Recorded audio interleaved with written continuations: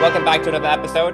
Today's guest is Adam Czajkowski, and he's based in the Boston area. Adam, anything you want to say about yourself before we dive into the questions? Sure. I'm originally from Massachusetts, grew up here, raised, and moved back to the area about 10 years ago. And, I've been working in sales profession and got into real estate investing about 4 years ago. So Hmm. happy to be here. Thanks for bringing me on. Oh no, definitely. Thanks for coming on. Okay, so let's jump into the questions then. So can you how did you get into real estate, right? What inspired you, and Yeah. did you have any, specific moment where a light bulb went off in your head and you decided, oh, you want to invest primarily in multifamily or other asset classes like that? Sure. So I got in at, I've been working in sales for the last 10, 11 years. Hmm. And, I got into real estate kind of unexpectedly and really wasn't really fully planned. So I was in commission only sales. So, Yep. I'm being paid based upon what I do and what I earn. So I'm not getting a salary. Right. So the reason I say that is because March of 2020 hits Ooh, and we all yeah. know what Right, happens. right, COVID right. Uh-huh. happens, the Yeah. world shuts down. So I'm not making any money. So my income goes from here down to here. So the light bulb goes off first of saying, wow, I can't rely solely on my income. I have to find another way to hustle, find another way to generate wealth so, I can retire. Hmm. So that's when I started researching. Obviously, we had plenty of time at home at the time. So Okay. looking into different avenues and real estate just made sense to me. It just kind of clicked. Hmm. I liked it. It was a tangible asset. It's been around. It's tried and trusted. So I started reading everything I could, Right. listening to the podcast, following Instagram influencers, as you'll call them, learning as much as I can during that time. And then I bought my first rental property in middle of 2021. Hmm. Did that as a short-term rental, Yep. and started to figure out, okay, how do I scale? How do I figure out how to start bringing it in so that I can replace my W-2 income? Yes.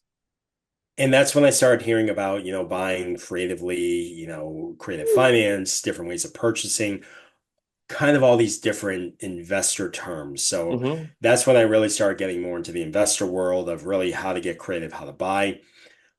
Started focusing on single family, bought a few portfolios, like I said, some condos, some other Hmm. single family, and then grew the portfolio to about, I think it's at the time was about 10 or 11 properties. Yep. Um, commercial real estate, I always wanted to get into it. It was one of those things of like, okay, as I'm learning more about real estate, that's kind of like the 5-year plan. Yep. And I met another current warrior who we met through another group, Hmm. and she had joined the warrior group, and she's very good about pushing back and challenging and really trying to make you think about things differently. And her first thing was, so why don't you do this quicker? And Yeah. I didn't have an answer. Yeah. And it was really a mindset thing, right? Right. It was a limitation on what I could do to myself. Yes. So, she taught me to, really start thinking bigger, faster. So as I kind of got the handle of single family and kind of a lot on the investor side, started diving into commercial multifamily, Hmm. looking at properties, looking at deals, talking to brokers. Um, did that for about like 7, 8 months and really not getting a ton of traction. We Yep. got to a point of like some LOIs, some potential close properties under contract, but never really got there. So then I said, okay, I need to level that part up. Yep. And I went to the Warrior event that Rod hosts.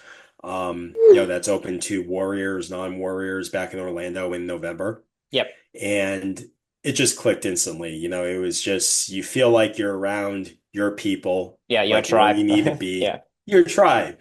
Yeah, Hmm. absolutely. And I knew that was the place I needed to be. So, jumped right in, joined, and just have really never looked back. Even though I don't have a deal yet, I know I'm that much closer because of the system and ecosystem that Rod's put in place and the people he's put into the community that surrounds us. So I think, that's been a huge testament to what he's done with that, but also the types of people that are in the group and the people that help you along the way. Yep. Okay. Okay. Cool. Cool. So those Cool. were kind of some of my path and some of the aha moments in my journey. Yep. All right. So you said you don't have a dealers yet, because my next question will be, can you walk us through your first multifamily deal? Yeah, so nothing under contract, nothing's closed. I've been able to kind of jump on with some teams to kind of learn a little bit with capital raising, Mm-hmm. kind of see a little behind the curtain. Yep. Um, but when I joined, I really changed my focus. Originally it was multifamily BC class, Mm-hmm. that I was going after before joining. And when I joined, I said, okay, let's kind of have a reset. Let's take a look at everything out there. Just listen, talk to people, network. Don't make a decision yet. And, I connected with a bunch of people my first couple months, Yeah. probably 50, 60 people. Yes. And for me, it gravitated towards senior living, Mm-hmm. Yeah. That's the hot class you right now, know? isn't it? Yeah, and for me it was it was a great asset. I liked it. I understood it. I get it. I get the vision. But for me, it was also the first time in real estate where it was something that kind of hit me emotionally, something that also I saw a bigger purpose than just myself and taking care of my family. Yep. So, I wanted to kind of investigate that more and see, what that was about. So, yeah, the more I learned, the more I talked to people about it, the more I kind of became hooked about trying to learn about it. Um, Obviously it's more challenging asset class. So Mm-hmm. even my Mm-hmm. wife, she's like, "What? Why would you choose this? This is such a challenging asset." And I said, Right. "Well, I guess that's just how I always do things. I always tend to take the tougher road or, inflict more challenging things in my life Yeah. sometimes." So, jokingly aside, that, I really enjoyed what it was and what it could do. So it's really been very fun and fulfilling the last, I'd say 4 or 5 months of really diving in and really narrowing down my focus on where I want to go with things. Yeah. Yeah, it's definitely more challenging than, regular plain multifamily, because you have to have a good operator. You're running a business, right? Not just like a service in that case. So it's more challenging. I definitely agree with that. So a really Sure. quick question that I didn't plan to ask, I want to ask right now is that Yeah. so like let's say there's someone out there who, they're interested in assisted living and they want to try to learn more. Um what path would you recommend that person, or like any specific books, any specific videos, any specific actions that you can recommend that that kind of person does to, try to learn more about the assisted living class? Yeah, I think that's a great question. And I think it's tough because, there really isn't a lot of education out there. Mm-hmm. There's some groups that teach like residential assisted living. Um, but in there's organizations like MICMAP, they in Seniorly and all these other groups that have like data on senior housing and where you can learn about it. But Yep. to your point of really learning about it, there really isn't too many things that pop up that, would be a great teaching asset. Most of the things I've learned are just, listening to other warriors who are doing it right now and have been working in that asset class, talking to brokers, looking at deals, looking at what the structure of these facilities looks like, look at how they're being run. So a Mm-hmm. lot of it's been self-taught, a lot of it has been learning from other people doing it. Um, but yeah, there really isn't one specific thing I would say like, hey, go follow this person online or go look at this document online. It really provides some in-depth knowledge or um, insight to it, especially on the commercial side. A lot of the things I come across are more directed towards like the residential assisted living side. Yep. Okay. Okay. All right. Well, let's see. So I'm not sure how much you can speak to this, but I'll throw my questions out there and you just do your best to answer them. So, Sure. what do you think? Let me see. So, okay, you can answer this with respect to multifamily, assisted living, or, single family houses. Doesn't matter, up to you. Okay. So, how do you think your deal criteria has changed? Yeah, it's changed, especially along the way. And I feel like you hear this a lot in this industry, shiny object syndrome. It's easy to get pulled in different directions. And personally, I think it's okay to get that, right? Yeah. Because we learn about different things. We learn what works, what doesn't. We learn what's a good fit for us. And I think then you also pivot as an investor too, right? You don't Hmm. always sit in the same area. You have to pivot to different assets. You have to go where you think the opportunity is as well. So I think Exactly. Yeah. that doesn't always mean that's shiny object syndrome, but you have to pivot too. But while you're learning about different things and figuring out your path, um, I think right your deal criteria starts to change on, once you figure out your path. So then you figure out, okay, who and also how can I get those deals? What's my criteria? What do I feel like my skill set is? And I guess maybe reverse engineer it. Um, I think if you're scared about bigger deals because they're more challenging, don't be. I think that's a limitation on yourself, right? It's just Hmm. an extra zero in place. So that's when you have to start thinking, okay, maybe who, not how do I get those deals? Yeah. Because Okay.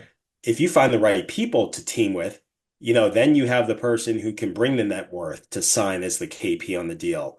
Yeah. Maybe you bring in someone who's an operator and you find the deal or you raise capital. That's where when you get around the right people, that who really helps the how. Hmm. Because now Hmm. I have the people around me. So now I can tackle these big deals. And I Uh-huh. think that's what I love about the commercial side is we're not doing it alone. When we get with the right people, we can really accomplish so much more because we're with the right team. Yeah, for sure, for sure. So yeah, I think I had a really well, I would call it a somewhat heated discussion with some other people about this very problem. Like they were saying, oh, maybe syndication is not for newbies. But I was saying, yeah, it doesn't matter if you're new or not, if because you're not going to do it by yourself. It's team sport, right? So you have to team up with the right people, and then you can get things done. If you try to do Right. it by yourself, yes, I agree. It's just going to be maybe impossible. But if you Oh, know what you're 100%. doing and you're working with the right people, right? You partner up with sponsors that have much more experience than you. They have the net worth, they have this, they have that. You can get things done. Anyway, but that's a tangent. Let me not go there right now. No, And I'm with you yeah. 100%. Yeah. Hey, if you've got a real estate deal, a problem, or even just a question, we want to hear about it. Doesn't matter if it's big, small, complicated, ugly, or somewhere in between. If it's a good deal, we're absolutely interested. Period. And if you've got capital, you need to put to work in solid real estate opportunities. We've got those too. Either way, let's talk. Here's how this works. We always need more deals. We always need more capital. And we always find a way to make it happen. No games, no runaround. If we can't work together directly, we'll hand deliver you to someone who can. Okay, and then how about like let's see. So do you have any tips or like pitfalls to share with finding deals? Finding deals, yeah. Tips. I think, you have to look at it as like lead generation from a sales standpoint. You can't rely on one source, Yeah, yeah. right? So you can't, from like a deal generation, you can't just rely only on one broker, Mm-hmm. right? You have to rely on connecting with multiple brokers. Yep. But it doesn't stop there. You have to rely on trying to go maybe direct mail, direct to seller, Yes. right? Or if you're doing single family, maybe it's a wholesaler, Mm-hmm. right? Or maybe in this case, in assisted living, maybe it's an operator that Yeah. can help you because they're connected. Maybe they have experience managing multiple facilities. They have, just like a property manager, they're going to have some insight to maybe, hey, this owner might be looking to sell. Right. And then I think part of it too is you have to promote yourself. You have to brand yourself to let people know what you're doing. Mm-hmm. Because as you're doing that, people are going to think of you. People are going to be reminded of you when, your friend or some person, they know a connection that is in assisted living or senior living and they own the facility and they're looking to sell and they remember you because maybe you posted something on Instagram or LinkedIn, or you talked about it to them at the last time you saw them at dinner.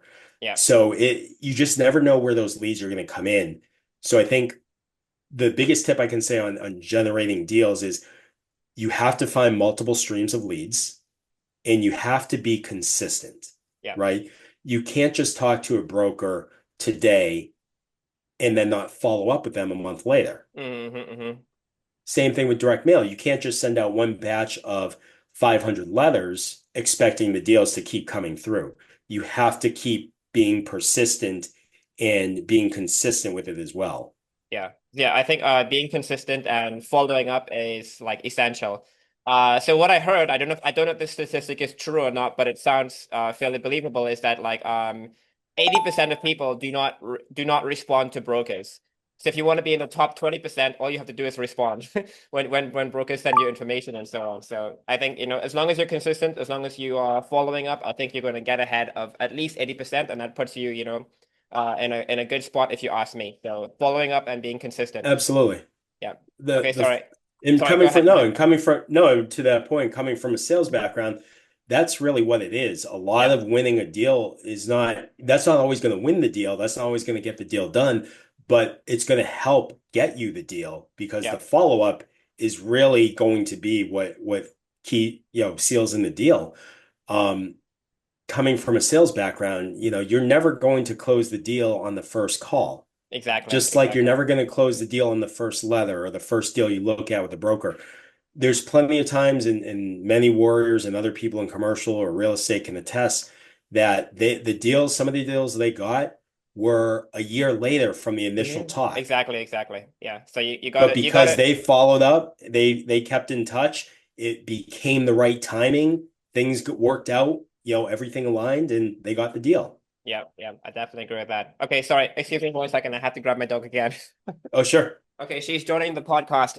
All right, if nobody can see I her, love but it. whatever. I On love my it. lap. Come on, puppy. I think she'll bring All a lot of value to the right. podcast. Who doesn't love a good Okay, dog in a podcast? so how about let's see. Let's jump over to the rapid fire round. Okay, and don't think Yeah, too much. Just shoot the just first answer speed. that comes to Okay. your mind, right? All right. So the first question All is, right. can you tell us a little bit about your worst tenant story? Yeah, worst tenant story. Absolutely. So, I would always say, no matter who the tenant is, always do your due diligence. And unfortunately, we did do our due diligence with these two renters. They checked all the boxes, income, credit report, no previous evictions, background check was clean. Yep. They were two girls that had met on Craigslist, I believe. They needed Mm-hmm. roommates. Met them in person, showed them the place. They seemed very pleasant, Yep. quiet, low key, and we ended up renting to them. They checked all the boxes. Nothing came back.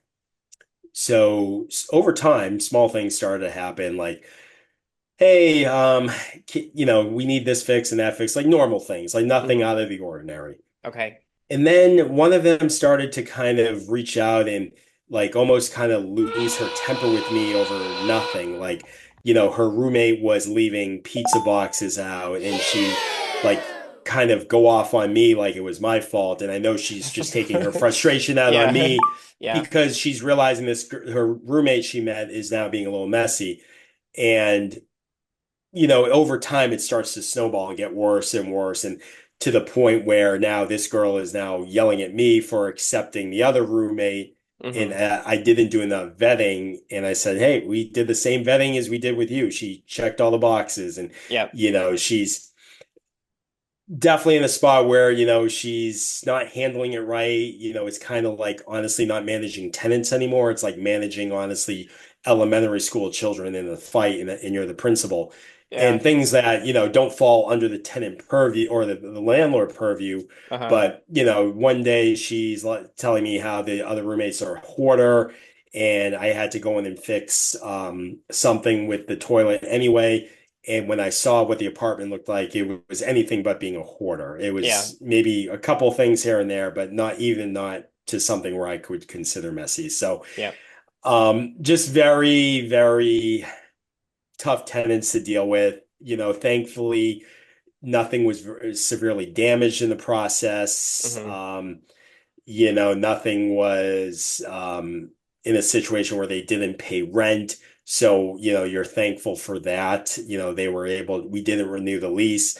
We were Mm-hmm. able to get them out with no problem. So Yep. if that's my nightmare of a tenant, then, Then it's I still, you're ahead. You're ahead. It's like I'm happy that that's my nightmare of a yeah. tenant. It's So the mildest worst tenant story I have heard. So it's good. It's good. Yeah. But I mean, it's I'm pretty mild. sure. Yeah. I'm pretty sure it was like a big time suck and everything having to deal with them, and that can also be emotionally draining. But at the end of the day, I think it's not too bad. Not too bad. Yeah. No, not too bad. And out of the dozen or so properties we've had throughout our time, knock on wood, like I said, that's probably the worst of it. So I think, again, you're not going to catch everything. There's just going to be certain situations that just pop up, but I do think it starts on the front end, Hmm. making sure don't cut corners when it comes to vetting your tenants, Yeah. so because that does limit your nightmares as much as possible. Yeah. Yeah. Okay, cool. And then how about your favorite expense saving hack? Oh, wow. Favorite expense saving hack. I would say putting in smart thermostats. Hmm. Because I think, especially when you're in the Northeast, it can get very cold, and can get very warm too. So I think being able to not have it go below like certain temperatures, like AC, don't need to be at 60 degrees and leaving it running all day. And Yeah. the heat doesn't need to be at 85, So I think being able to control that too, have some control and just overview of that is definitely cost saving. Okay. Yeah, I agree with that. And how about, so like there's a lot of advice floating around in the real estate world. Some of it might be good, some of it maybe less so. So what do you think is like the most overrated advice with respect to real estate? I think one of the most overrated things is when you hear people say, "Hey, I can have you quit your job in 90 days or get you financially free within your first deal." Yeah. And I'm not saying that doesn't happen, but again, those are the outliers. Those are the exceptions, right? That's not the rule. Hmm. What I would say, especially with real estate investing, it's a marathon, not a Yep. sprint, Yep. right? And I think it's overrated when they make it sound as easy as just flipping on the light switch, right? Hmm. It's not Hmm. easy. There is it worth it? Absolutely. But Yeah. is it easy? No. So I Yeah. think that's one of the most overrated things I see. Okay. And how about underrated advice? I think underrated is the fact that you're not promoting trying to work with good people to help accelerate your growth. Yeah. Right? And you hear of a lot of these other gurus or mentorships and saying how like I can do this for you, I can do that, but no one ever talks about partnering with the right people, Hmm. working with that because when you're doing that, like your learning growth and curve just accelerates that much faster. You learn from their mistakes. They can help lift you up, and that's with being with the right people. So I think that's very underrated. Yeah. Okay. Okay. Good advice there, I would say. And then, so like in the warrior group, we love to talk about, superpowers or as I prefer to put it, like an unfair advantage. So what do you think is your unfair advantage? I think again, this is good, like you said, goes back to your superpower and being aware of what your skill set is. And Hmm. your skill set is from your experience, your knowledge. And even if you're doing a job or a different business not related to real estate, that superpower does translate Yep. more than you think, right? Yep. So I think for me, that is just the sales portion of being able to find deals, know how to talk to sellers, know how to talk to brokers, knowing the negotiation side, like, trying to get concessions, um, partly deal structuring, even with commercial, I'm always learning more about how to structure deals and get creative. So I think if you can, have those types of superpowers, that's very powerful when it comes to doing what we do. But I would say, yeah, that's probably my advantage or what I bring to the table. Okay. I like that. I like that. And I don't like to use the word regret, but if you could go back, is there anything that you would do differently? Yeah, no, and I'm with you too. I don't like to use the word regret just because everything that I've done in my life has gotten me to where I am today. Exactly. And Exactly. I, Yep. I, I wouldn't change that as much as some of the challenges and struggles have been, I would not change that. And I probably will say that just as much 10, 20, 30 years from now, hopefully. Hmm. What I will say is if there was one thing I could change, it would be knowing what I know now at an earlier age. Hmm. Yeah. Always going back and saying, man, knowing what I know now, I wish I instilled this information and mindset back when, you're 21 years old. Yep. Okay. All right. And how about so like let's say someone is thinking about getting into real estate, whether it's, single family, multifamily, assisted living, self-storage, whatever. What would be your best advice to someone like a new investor? Sure. A couple things I would say is just don't rush the process, Hmm. right? Don't be so concerned with the result of like whether that is creating wealth, exiting your W-2 job. Focus on the process. Yep. Fall in love with the process. Don't be in a rush to make the result happen. And I would also say learn as much as you can, find out what interests you, and try out different things. Going Okay. back to that shiny object syndrome, it's okay to get shiny object syndrome, right? But don't get shiny object syndrome in the sense of you're only switching because what you're doing just got hard, Hmm. right? So if, for instance, you're in multifamily and you're dealing with bad property management or not enough deal flow, things aren't working out quite well. Don't just go to self-storage Yep. because it got hard. Yep. Don't have that type of shiny object. Do it because, oh, okay, multifamily just wasn't of interest to me. Let me try out self-storage. Oh, that Okay. wasn't really it for me. Go to assisted living. That type of shiny object syndrome, I think, is great to have. But don't let it get you into that, paralysis by analysis. At some Hmm. point, you have to make a decision, find your path, but definitely don't be afraid to try new things, listen to new things to help guide you along the way of finding where you want to go. Yeah. Okay. Okay. I like that. So is there anything that I didn't ask that you think maybe the audience would have liked me to ask, or that you wish I asked you? It's always a great question. No, I think you asked a lot of great questions. I would think one thing I would just always mention too is, there's so many great tidbits, but I can't stress enough is get comfortable with being uncomfortable, Hmm. right? Whether that's talking to a broker or networking in a room with 200 other investors, don't be shy. Get out there because we're doing this for a reason, right? Yep. Remember your why. Hmm. That could be for you, your family, generational wealth, whatever that why is. Remember that when you're starting to get nervous about talking to a room of people, or getting up in front of investors, or talking to a broker or seller. Remember that because if you can't push through that for your why, then what are you doing? Hmm. Well, I think you should be able to push through it for your why as long as your why is powerful enough, right? He who has a Yep. why can bear anyhow. Okay. So Absolutely. So I think yeah, that's why they go back to that's why it's so important to have that why, because to your point, if it's that powerful, it should push you to do anything to yeah, get what you need. yep. Okay. All right. So, if somebody, wants to reach out to you, maybe they want to maybe just, seek you for some advice, ask you some questions, maybe they want to invest with you, whatever else. What's the best way for people to reach you?